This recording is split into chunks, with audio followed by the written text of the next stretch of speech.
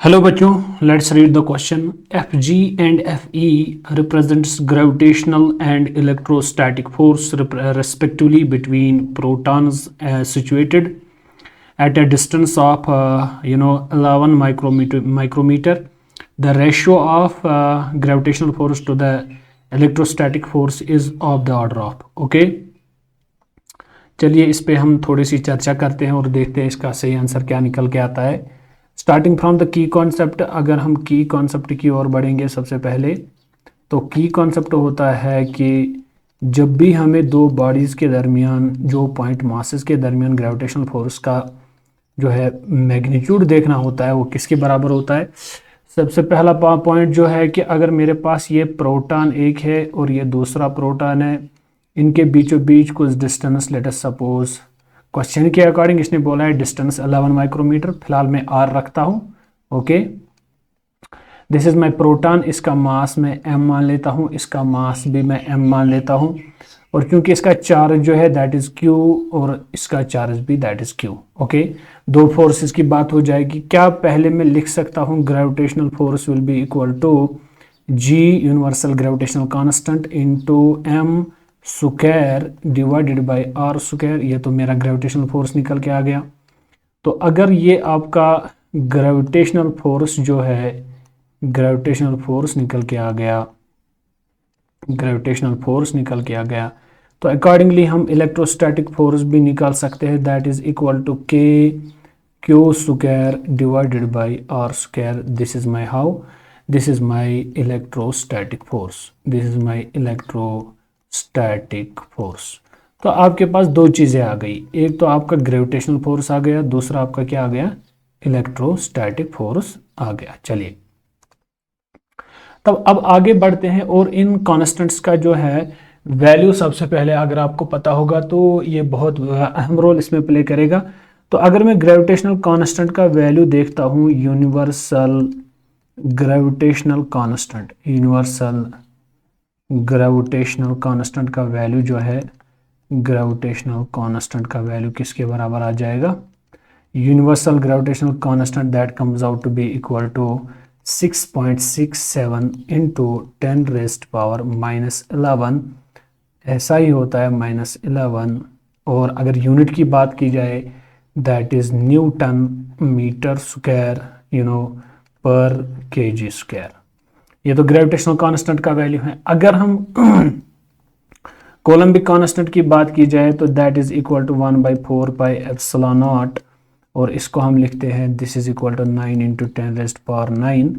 तो अगर इसका यूनिट जो है that is simply equal to newton metre square but per coulomb square.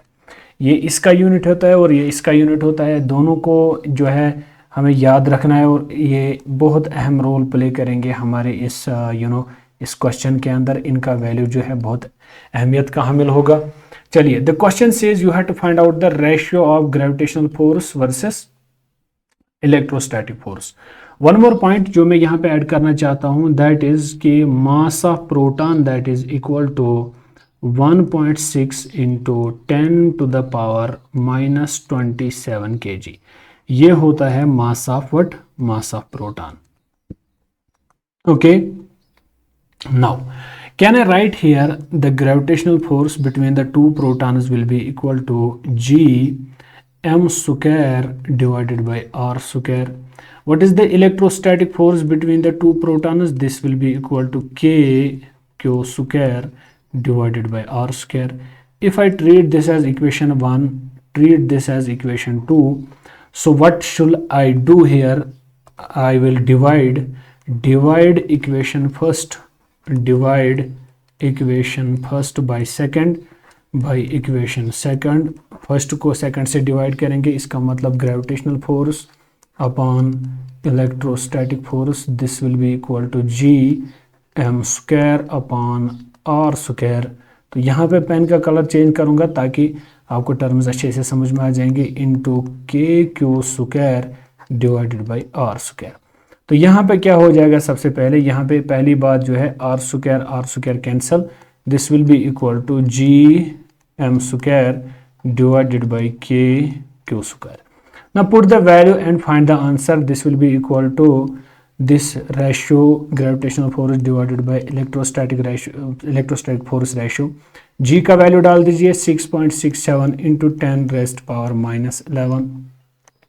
जहां तक मास की बात है इसको हम लिख सकते हैं 1.67 इंटू 10⁻⁻27 का होल स्क्वायर आ जाएगा ये भी। ओके, तो सिमिलरली हम यहाँ पे एक और चीज़ ऐड करने वाले हैं, दैट इज़ के इज़ 9 इंटू 10⁻9, 9 इंटू 10⁻9 के बराबर है। ओके, तो के क्यू का स्क्वायर करना है, क्यू स्क्वायर किसके बराबर होगा, दिस इज़ 1.6 इंटू 10⁻⁻19 कॉलम का स्क्वायर। जल्दी से इसको भी सॉल्व करते हैं और देखते हैं कि इसका फाइनल आंसर क्या निकल के आ जाएगा। पहले मैं एक बात यहाँ पे बताऊंगा कि फिलहाल मैं इन टर्म्स को साइड पे ही रखता हूँ, इसको मैं साइड पे करता हूँ, शाबाश, इसको मैं साइड पे करता हूँ, इस 1.6 को मैं साइड पे करता हूँ, 1.67 को मैं साइड पे करता हूँ। ओके, तो चीज़ें तकरीबन रिलेटेड आपको समझ में आ जाएंगी। ये 10⁻⁻11 है, तो क्या मैं सबसे पहला पॉइंट जो है दैट इज 10⁻⁻11 लिखूं। मल्टीप्लाई करते हैं इसको 10⁻⁻27 इंटू 2, दिस इज -54। ओके, तो यहाँ मल्टीप्लाई में आ जाएगा ये 10⁻⁻9 ऊपर चढ़ेगा 10⁻⁻9, -19 इंटू 2, दिस इज 10⁻⁻38 ऊपर चढ़ेगा 10⁻+38 आ जाएगा। और अगर हम देखेंगे दिस इज 1.67 का स्क्वायर, दिस इज 1.6 का स्क्वायर, टू सम एक्सटेंट ये और ये कैंसिल हो जाएगा। तो बचा क्या इधर, दिस इज 9 एंड 6 बचा यहाँ पे। तो क्या मैं इसी चीज़ को यहाँ पे दोहराने की कोशिश कर रहा हूँ, तो आइए इसका वैल्यू देखते हैं किसके बराबर आ जाएगा। Therefore F G gravitational upon electrostatics is approximately किसके बराबर आ जाएगा, दिस विल बी 10⁻⁻11 पावर -54, सबों का सम करेंगे अब एक साथ, -9 और साथ में आएगा +38।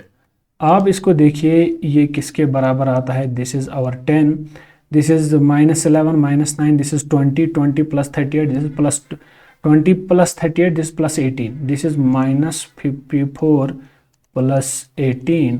इसको अगर सॉल्व किया जाए देखते हैं किसके बराबर आ जाए approximately, this is 10⁻14 - 8, this is this is how much, this is 14 - 8 is 6। okay, this is 14 - 8 is how much, this is 6। okay, यहाँ से बचता है 4, तो 4 में से एक जाएगा, दैट इज 36 10⁻⁻36। अगर हम देखेंगे एक और चीज़ अगले सफ़े पे, तो रेशियो क्या निकल के आ गया, रेशियो निकल के आ गया मेरा रेशियो निकल के आ गया gravitational force upon electrostatic force comes out to be equal to 10⁻⁻36 के आसपास।